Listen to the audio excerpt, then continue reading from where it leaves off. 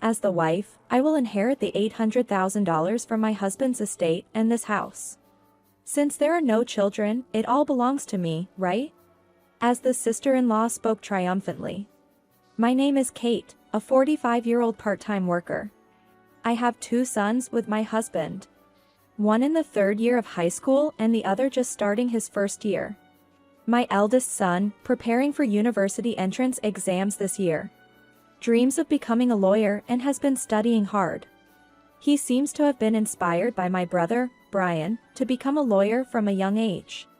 Brian, a lawyer, had established his own law firm a few years ago and employed several lawyers. Seeing Brian's work since he was young.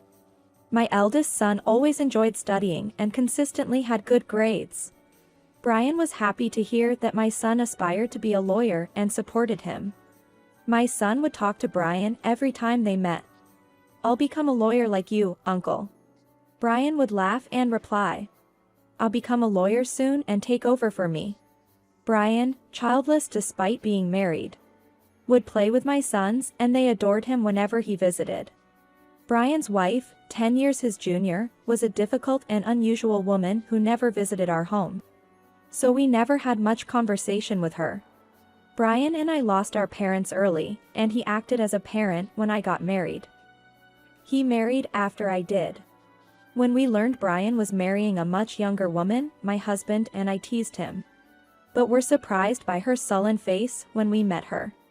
We thought she would be happy about marrying Brian, but instead, she glared at us with a scowl. In front of Brian and his wife, we would say things like, "You two are a perfect match." But at home, my husband and I expressed our true feelings. "Why does she look so unhappy even though they're getting married?" My husband seemed to agree, responding with concern. "She didn't seem very pleasant, did she?" It was none of our business, and Brian married his decade-younger fiancée. Just before their wedding, Brian bought a house. We visited to celebrate, surprised by the grandeur befitting a law firm owner. However, Brian's new sister-in-law was nowhere to be seen, prompting my husband to joke. "Brother, did your wife already run away?" It was just a joke, but seeing Brian's stern face, we panicked. Brian explained that his wife often returned to her parents' house during conflicts. And she was celebrating her mother's birthday that day. Realizing our mistake, my husband felt bad, but then Brian seriously asked us, "If I don't have children, could you let me adopt one of yours?" Thinking it was a joke at first, but seeing Brian's serious face, I was speechless. My husband, however, laughed it off. "We can't predict the future, so let's talk if it happens. Feel free to choose any of our children for adoption." My husband didn't seem serious. But I was worried about the adoption and more so about Brian's marriage possibly being troubled. It wasn't my place to interfere in their problems, but I couldn't help feeling uneasy. After that, we continued visiting Brian's home and he ours. But his wife was always absent, and Brian never mentioned her, so I refrained from asking. Several years had passed since Brian married, and this year, when we had almost forgotten about his wife, my eldest son got accepted into the law school of his desired university. Brian came to our house to celebrate the acceptance and brought up the topic of adoption again. "Like I said before, can I adopt one of your children?" Brian and his wife hadn't had children, and he was serious about adopting one of ours this time. Though it didn't seem urgent when we first discussed it right after their marriage. It felt more pressing now. Still, my husband took it lightly and quickly responded, "Why not the eldest, who dreams of becoming a lawyer?" My husband said it casually, but it was a significant decision that could change our sons' lives. I was concerned, especially about how his wife would treat them, being not her own children. So, I boldly asked Brian, "Does your wife agree with adopting a child?" Brian responded with a wry smile, "Don't worry about her. We've already discussed it."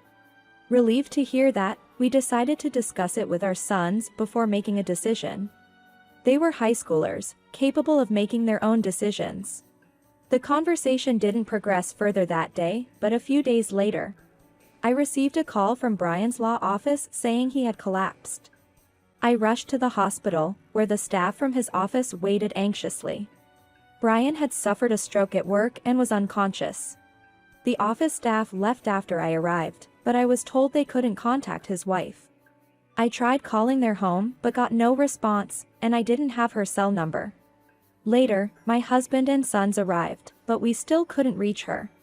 Eventually, my younger son found Brian's smartphone, unlocked it, and found her number. When I called her from Brian's phone, she answered angrily. "I told you not to call me. I'll sue you." I nervously started the conversation. "It's Kate, Brian's sister. You're his wife, right? Brian's been taken to the hospital." Realizing it was me, she responded more kindly. "Oh, sorry. I thought it was Brian. What happened to him?" After I explained Brian's condition and the hospital he was in, she replied almost happily. "I'm busy and can't come to the hospital now, but let me know if anything happens." She hung up, leaving me wondering how she could have something more important than her husband's collapse. Realizing we couldn't rely on her, our family decided to take care of Brian. With university exams over, my eldest son, having free time, accompanied Brian almost daily. Brian remained unconscious, in a critical state, and his wife neither visited nor called. About a week later, I called her again. She answered immediately, almost joyfully. "What happened? Did he pass away?" Her insensitive tone infuriated me, but I managed to reply calmly. "Brian is still alive. Why haven't you visited the hospital?" Her response felt like a deliberate provocation. "What can I do there? I'm neither a doctor nor a priest. I can't heal him." Frustrated by her flippant attitude, I hung up. I wondered if Brian's desire to adopt our sons was because he had given up on having children with his wife, who wasn't easy to get along with. When Brian's marriage was decided, I asked how he met his wife. He said they were introduced at a marriage agency. It crossed my mind that perhaps Brian's wife had married him initially just for the comfortable life his career as a lawyer could provide. This thought made me even angrier, but when I discussed it with my husband, he brought up an even more brutal point. If Brian passes away as things are, all his inheritance, since they have no children, will go to that wife of his. It seemed that Brian's earnest talk about adoption during my eldest son's celebration of passing the university entrance exam was motivated by concerns about his inheritance. I regretted not deciding on the adoption then, but now it was too late. After Brian left from the celebration, I subtly brought up the topic of adoption with my two sons. My younger son was excited about the idea of being adopted. Unlike his elder brother, who had clear goals, my younger son thought being Brian's adoptee would mean an easy life. I had expected my eldest, who admired Brian and aimed to be a lawyer, to be interested in adoption, but his response was unexpected. "As the eldest, I want to take care of you and Dad. I don't want to be adopted." While I was happy to hear this, part of me felt that my eldest, aspiring to be a lawyer, would have been the ideal adoptee for Brian. I was frustrated that I couldn't proceed with adoption formalities on behalf of the unconscious Brian.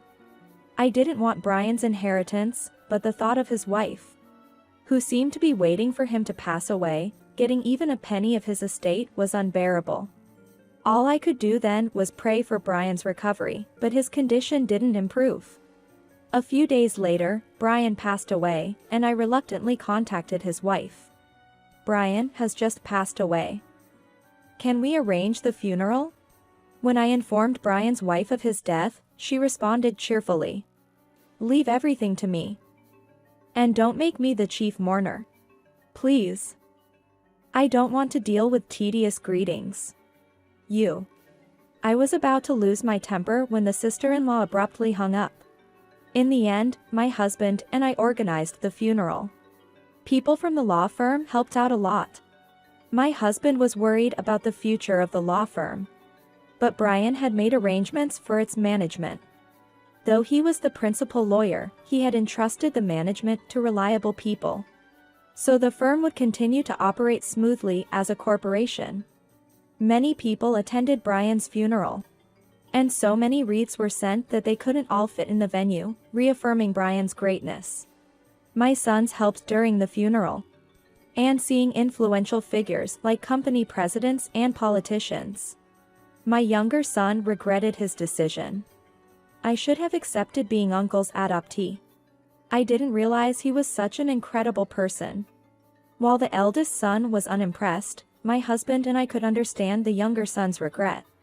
I served as the chief mourner, but no one seemed to find it strange that Brian's wife was absent. It almost seemed like only our family knew Brian was married. Brian and his wife hadn't had a wedding ceremony, just a honeymoon trip. So perhaps even our relatives were unaware. I started to think it would have been better if they had never married. It was unbearable to think that his wife, who didn't even show up for his funeral, would inherit everything. I regretted not making the younger son his adoptee sooner. The funeral, with help from the law firm, ended smoothly.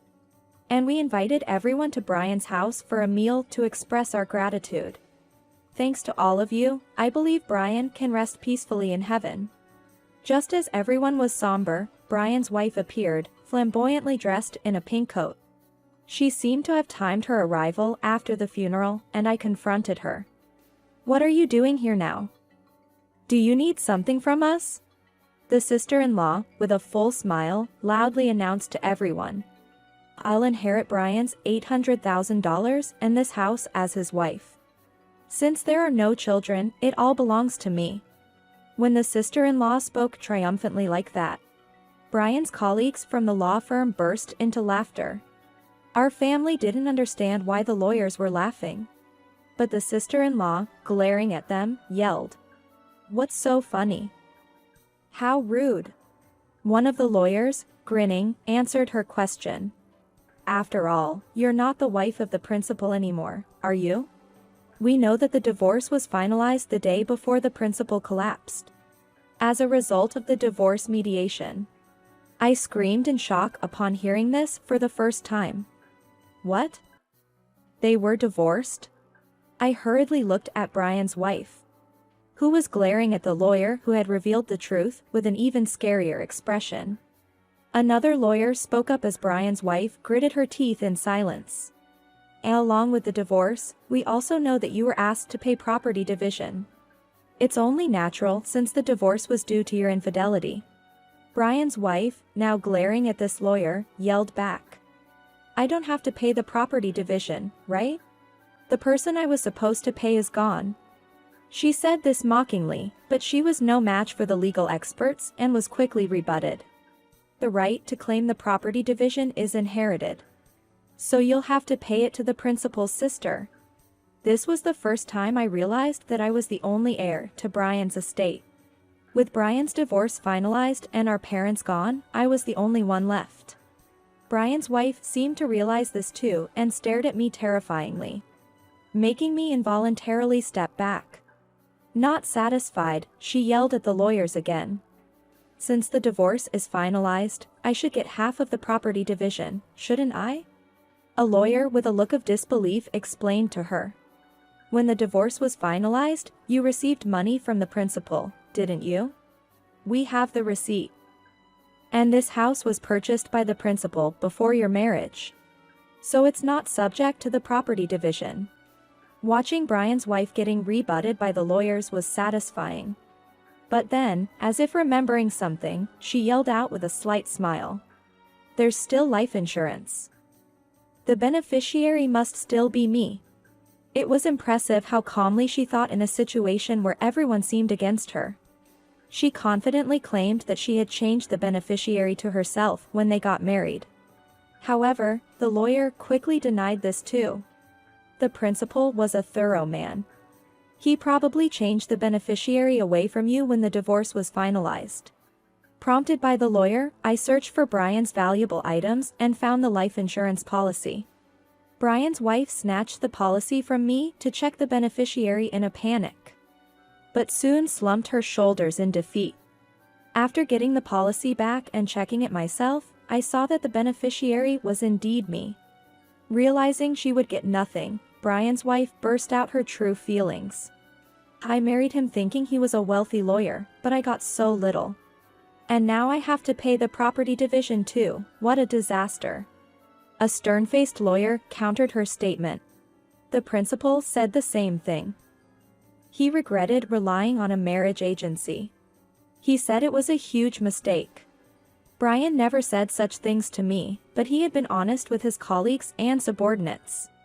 With nothing left to argue, Brian's wife slumped her shoulders and left his house. Later, I learned that she had to pay the property division in installments. But since she wasn't working, she had to urgently look for a job. However, as she hadn't seriously worked before, she quit soon and registered at a marriage agency again, looking for a wealthy man. She tricked a man into giving her money for marriage expenses, but was reported to the police when he realized the scam. A lawyer from Brian's firm informed me that she was arrested for marriage fraud. I learned this when I went to ask the lawyer about the unpaid property division. The lawyer, looking exasperated, told me, since she's been arrested, it might be difficult to get the property division payments for a while. I wasn't interested in the property division. I was more pleased that the disagreeable sister-in-law had met with misfortune. I hoped that Brian would want her to be thoroughly investigated for any other crimes and receive a harsh sentence in court. Unexpectedly inheriting Brian's estate, my family and I moved into the house he left behind. We had been living in a rented apartment, so my husband and sons were thrilled to live in a house. Although we couldn't become Brian's adoptive family, my eldest son was now more motivated than ever to become a lawyer. Inspired by the lawyers who outsmarted Brian's wife, I hoped he would carry on Brian's legacy and become a respectable lawyer like him. Only my younger son was upset that I had inherited everything, regretting his lost opportunity. Actually, I should have been the one adopted by uncle. Then I could have inherited everything. It was heartwarming to see him jokingly say that.